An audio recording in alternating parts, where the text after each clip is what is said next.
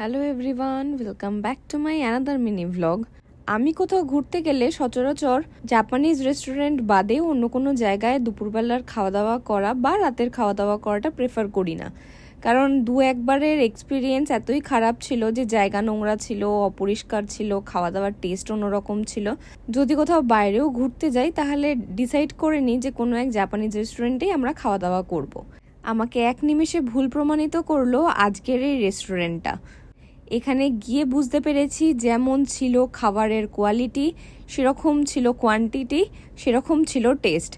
এক কথায় জাস্ট অসাধারণ।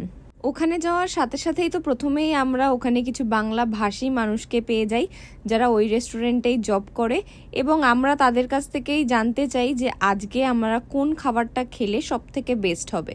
তো প্রত্যেক দিনের মেনু ওখানে বিভিন্ন দিন বিভিন্ন রকম হয়ে থাকে।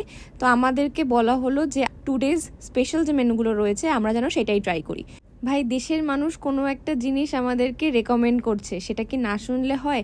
এক কথায় আমরা বলি যে হ্যাঁ, আপনি যেটা বলছেন সেটাই আমাদের জন্য নিয়ে আসুন, আমরা সেটাই টেস্ট করব। এবার বলে দিই আমরা কোন রেস্টুরেন্টে গিয়েছিলাম। আমরা গিয়েছিলাম হান্ডিতে। এখানের খাবার ভীষণ সুন্দর, এমনকি ফেরার পথে আমরা খাবার কিনেও নিয়ে এসেছি।